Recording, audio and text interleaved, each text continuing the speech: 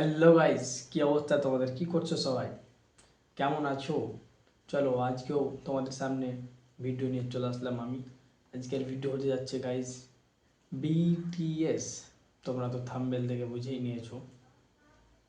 চলো বেশি কথা না বাড়িয়ে ভিডিওর দিকে যাওয়া যাক। বিটিএস ভাই, বিটিএসকে নিয়ে ভিডিও বানাতে আমার ভয় লাগে, কারণ আমার কমেন্ট বক্সে তৃতীয় যুদ্ধ শুরু হয়ে যায়। ভিডিও শুরুতে আমি ডিসক্লেমার দিতে চাই যে আসলে বিটিএসের গানগুলো আমাকে অনেক ভালো লাগে। একটা গান আমি আমার এলার্মে সেট করে রেখেছি 8টায়, আর প্রতিদিন আমি 7টা 50-এ উঠে যাই, যেন গানগুলো না শোনা লাগে।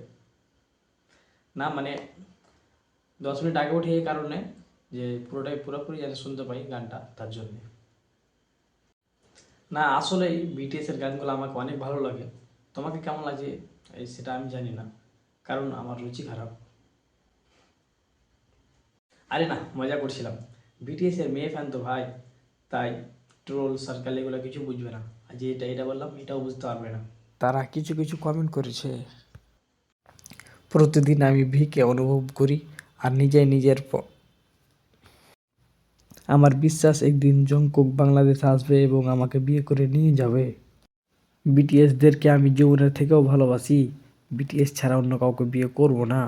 আর বাবা মা যেদিন অন্য কারোর সাথে বিয়ে দিবে সেদিন আমি চলে যাব পৃথিবী ছেড়ে। আর একজন বিটিএস আর্মি কমেন্টটা করেছে, তোমরা শুধু স্বপ্নই দেখো, কিন্তু তোমরা হয়তো জানো না প্রতিদিন রাতে বেলায় বিটিএস মেম্বার আমার ঘরে এসে আমায় একজন ছেলে কমেন্ট করেছে, আমি একজন বিটিএস আর্মি, বিটিএসের অনেক বড় ফ্যান আমি। বিটিএসের মতো মেয়ে আগে কখনো দেখিনি, তাই প্রতিদিন ওদের ভেবে এই হলো বিটিএস এর অবস্থা। আর কেউ হয়তো ভাই সাকিব খানের পরবর্তী ফিল্মের স্ক্রিপ্ট লেগে পাঠিয়ে দিয়েছে, এত বড় কমেন্ট। না আমি বলছি না যে সব বিটিএস আর্মি এরকম, কিছু কিছু বিটিএস আর্মি, এরা বিটিএস আর্মি নামে সবচেয়ে বড় হেটার্স। এসব টক্সিক বিটিএস আর্মির কারণে সকল আর্মির সম্মান নষ্ট হয়। এতক্ষণ তো মানুষ শুরু করে দিয়েছে, এই তুই বিটিএস কিনে কথা বলছিস, তুই আগে বিটিএস সবার হয়ে যাবে, তোর কী যোগ্যতা আছে বিটিএস কিনে কথা বলা? হ্যাঁ ভাই, এটা কেমন লজিক? আমাদের দেশে এত এত প্রবলেমের কারণে আমরা কি প্রধানমন্ত্রীকে সমালোচনা করি না? অবশ্যই করি। এর মানে তো এ না যে আমাকেও প্রধানমন্ত্রী হতে হবে।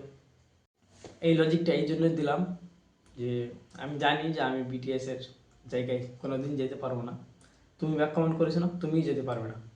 আজকের জন্য এতটুকুই গাইজ, দেখা হচ্ছে নেক্সট ভিডিওতে। তোমরা ভালো থাকো। ওকে, কাট।